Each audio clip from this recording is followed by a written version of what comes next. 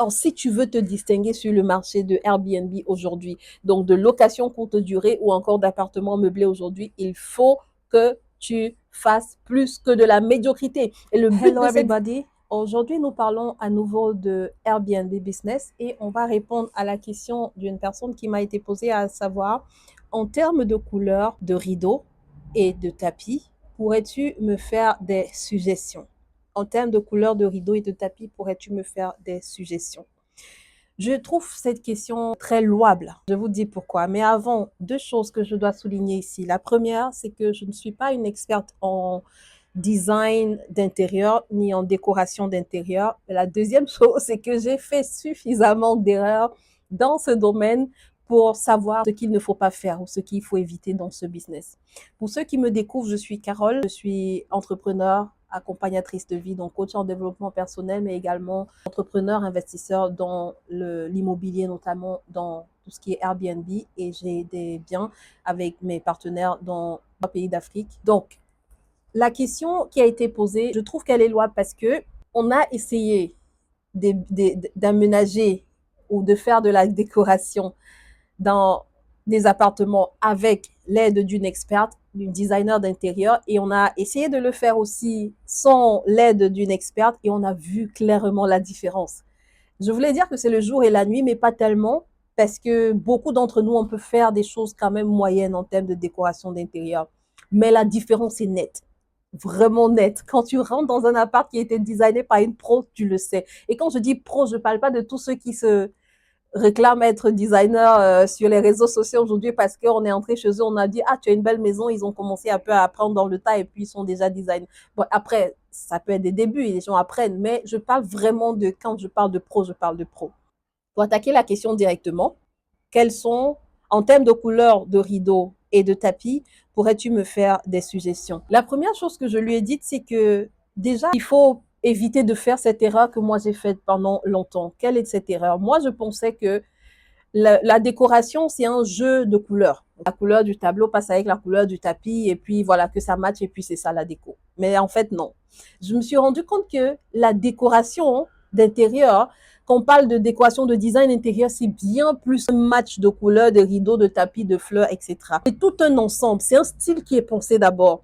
Il y a un concept qui est pensé derrière. Quel est le style que je veux que mon appartement reflète? Il y a toute une ambiance maintenant qui est pensée de la salle de bain à la cuisine, à la chambre, au salon. Quand c'est bien designé, tu retrouves la même ambiance partout. C'est ce que je lui ai dit en premier, c'est de ne pas penser que la décoration, c'est une affaire juste de couleurs. Deuxièmement, je lui ai dit que il faut que le tout, évidemment, on le sait, le tout doit être harmonieux et ça, c'est le minimum. Mais quel est le style que tu veux refléter? Supposons que tu ne veux pas prendre pour X raison un professionnel ou un expert pour faire le travail, mais pose-toi la question à toi-même, tu veux essayer de faire par toi-même, quel est le style que tu veux faire refléter? Quelle est l'atmosphère que tu voudrais que ton bien reflète quand les gens vont y entrer?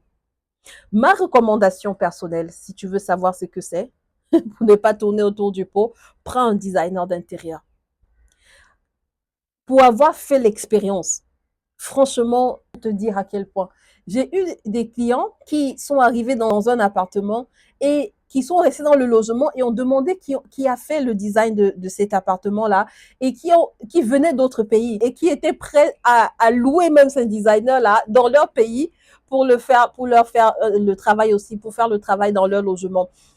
Okay. C'était peut-être exagéré, peut-être que c'était une rigolade, mais pour dire à quel point ça fait la différence parce que je crois qu'on peut trouver des experts partout, dans tous les pays. Ok. Donc, ma recommandation, prends un designer d'intérieur, quelqu'un qui va penser le design avec toi dès le début. Ce n'est pas qu'on te met de côté. Généralement, vous travaillez ensemble. Mais ça t'évite, en fait, tellement de casse-tête, tellement de stress parce que mettre un bien en place de Airbnb pour aménager et tout ça, ce n'est pas une mince affaire. Non, les gens pensent qu'il faut mettre seulement le lit, la chaise et les armoires et puis les meubles et l'électroménager et puis ça va marcher. Va essayer et puis tu me diras non. C'est pas une mince affaire. Pour que ce soit bien fait, il faut vraiment s'appliquer. Ça demande de l'énergie aussi, beaucoup de temps. Et donc, le temps de penser en design, tu peux t'épargner ça en confiance à quelqu'un d'autre. C'est un investissement que tu fais. C'est ma recommandation numéro 1. Prends un designer d'intérieur. Comme je disais, nous avons des logements qui ont été travaillés avec des pros et des logements qui ont été travaillés par nous-mêmes. C'est entre le moyen et le pro, vraiment. Je vous montre un exemple. Regardez cet appartement.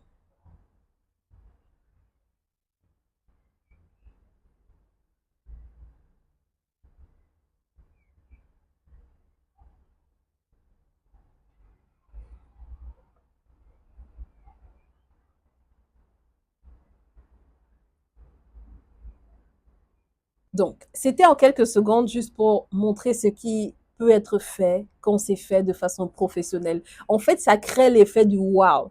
C'est pas juste moyen. Moi, je peux faire des choses moyennes. Je ne suis pas si mal en termes de décoration. Je peux me débrouiller, on va dire ça comme ça. Mais je dis que je suis pas pro. À chacun son truc. À chacun son métier. Je veux dire, rends à César ce qui est à César. Tu peux pas être pro de tout. C'est pas possible. Je peux me débrouiller, mais je sais que quand un prof le fait, il y a généralement cet effet de wow. Maintenant, je l'ai dit, si pour différentes raisons tu ne peux pas prendre un designer d'intérieur, essaye de le faire toi-même, pense un concept. Maintenant, tu peux aller t'aider aussi de Pinterest. Ça aide beaucoup. Quand je parle de style, je ne parle pas que de couleur. Qu'est-ce que tu veux que ton appartement reflète? Est-ce que ce sera un style moderne? Est-ce que ce sera un style plutôt afro, original? Est-ce que ce sera un style qui reflète la vie des animaux, qui reflète la nature? Tu veux refléter quoi, tu vois? Et puis tu vas sur Pinterest, tu peux t'inspirer de plein de choses. Ça, c'est pour ceux qui sont en train de vouloir se lancer. Pour ceux qui se sont déjà lancés, tu peux faire la même chose. Tu peux prendre une designer pro, même si j'avoue, c'est beaucoup plus difficile pour les designers professionnels. Franchement, quand tu as déjà mis en place des trucs et puis tu lui dis de venir retoucher, c'est compliqué pour eux parce qu'ils pensent en fait ce concept, comme je l'ai dit depuis le début. Mais toi, tu as déjà fait un truc, machin, et puis tu veux qu'ils viennent, c'est compliqué. C'est vraiment extrêmement challengeant pour eux parce que de ressortir ce qu'ils voudraient ressortir, ou bien ressortir quelque chose qui va vraiment te plaire, ça va être difficile et finalement, tu risques de ne pas être satisfait, eux aussi ne sont pas satisfaits et ça risque de ne pas bien se passer. Mais c'est possible quand même. Je pense à, j'ai des amis quand ils ont lancé leur bien, Airbnb, ils ont fait appel à la designer avec qui j'avais travaillé, sauf qu'ils ont fait appel à elle un peu tard, quand ils avaient déjà commencé à acheter les meubles, ils avaient déjà mis plein de choses en place. Elle est venue, elle a fait l'inspection. Je ne sais pas si elle s'était déplacée ou s'ils avaient envoyé juste des images. Mais quand elle a regardé, elle s'est dit, j'aime l'argent, j'avoue, mais je ne veux pas ma réputation soit attachée à quelque chose qui ne va pas refléter ce que je reflète dans mon travail. Franchement, elle fait des choses excellentes. Et elle a préféré refuser en fait de travailler sur ce projet ou d'essayer de rattraper ce qu'ils avaient déjà fait parce qu'elle s'est dit ça va être trop compliqué en fait. Si je dois recommencer, à mon avis, il faut changer même tous les meubles. En même temps, vous venez d'acheter les meubles, vous n'allez pas revendre tout ça ou bien il faut. Elle a trouvé que c'était trop compliqué. Bon, ça c'était elle. Hein. Peut-être qu'il y en a qui vont pouvoir se positionner, mais après, plus tard, elle les a aidés à faire d'autres choses. Puis le coup sur ce projet-là, elle avait préféré ne pas se positionner là-dessus pour te dire que ça peut être compliqué. Mais tu peux en trouver qui peuvent t'aider à rattraper des choses, ok? Si tu as déjà lancé, ou alors vas-y encore une fois de plus sur Pinterest. Tu peux regarder des trucs qui vont t'aider à rattraper. Je dis pour ceux qui ont déjà commencé parce que je vois plusieurs, notamment en Afrique, des gens qui ont lancé des trucs, mais en réalité, quand tu regardes le rendu, c'est médiocre. Alors, si tu veux te distinguer sur le marché de Airbnb aujourd'hui, donc de location courte durée ou encore d'appartements meublés aujourd'hui, il faut que tu fasses plus que de la médiocrité. Et le but de cette vidéo aussi, ou de ces vidéos même sur cette chaîne aussi, concernant le Airbnb, c'est vraiment de nous encourager à aspirer à un standing beaucoup plus élevé, à espérer, c'est pas le luxe qu'on recherche forcément, mais à espérer un standard qui reflète de la qualité. Il est temps qu'on change de cette image qu'on a de l'Afrique des logements pourris où des gens viennent, ils sont super déçus, on a, les images ne reflètent pas la réalité. Non, il faut qu'on, même sur le marché, qu'on trouve des choses excellentes, des trucs vraiment de qualité, qu'on élève le standard sur ce marché. Donner un coup de pouce, tu as,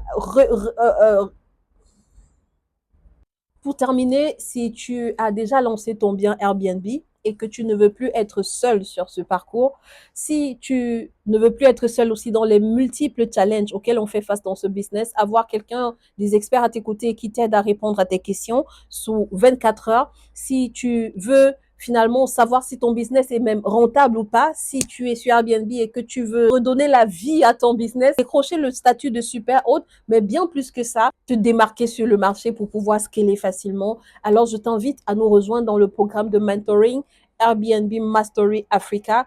N'hésite pas à nous contacter. Je mets l'adresse mail dans la description. Contacte-nous et on se ferait un plaisir de savoir si le programme est fait pour toi. C'est un abonnement mensuel qui est assez accessible. Ne t'inquiète pas, tu pourras nous rejoindre et on serait ravis de faire le parcours avec toi pour finalement élever les standards et avancer ensemble dans ce business, maîtriser ce business pour pouvoir scaler ensemble.